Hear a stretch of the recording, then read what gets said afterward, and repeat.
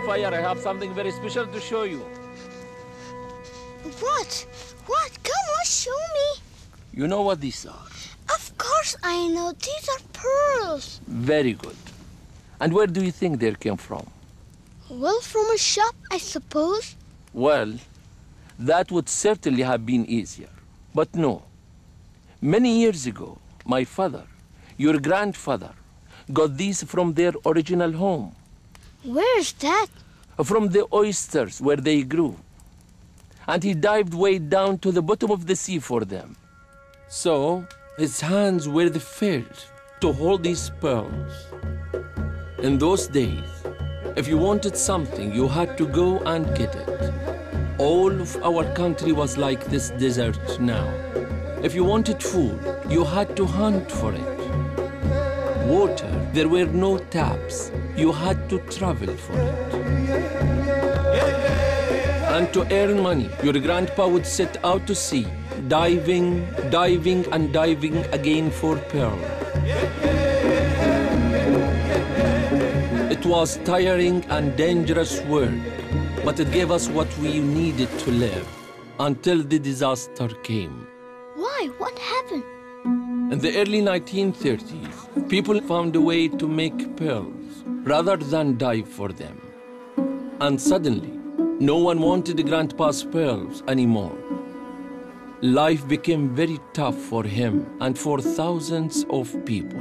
So what happened? It was like Allah was watching over our country. Because at the same time as people stopped buying our pearls, a new and very valuable gift was being discovered. I know, oil. That's right.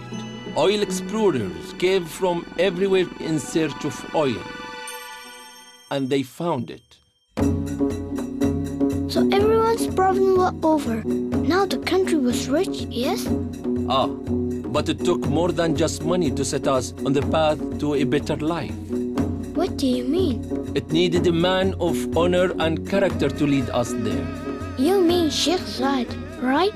I do, of course. He believed that it was people, not dollars, that would make our country great.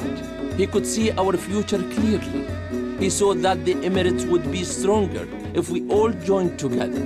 So along with Sheikh Rashid and the rulers of other states, he formed the United Arab Emirates. And of course, he became the first president as well. He built roads, hospitals, airports, schools. He created opportunities for women, including universities. And only a generation later, just look at us now.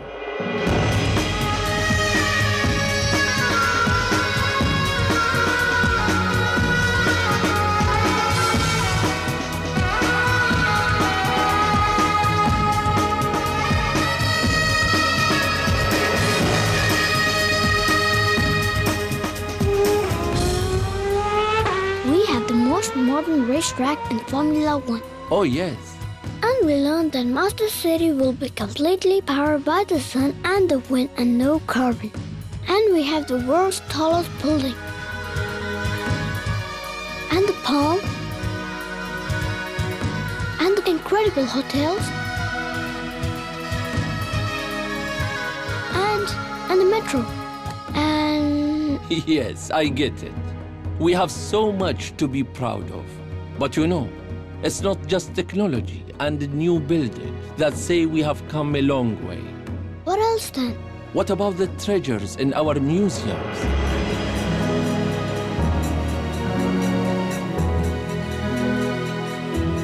The art that hangs in our galleries?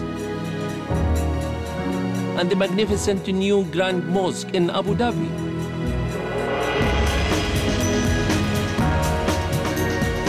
And what about all the places you and your friends have fun?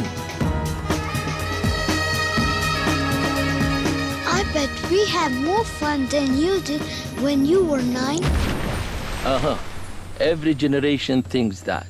But you know, the more things change and move on, the more we should remember where we have come from.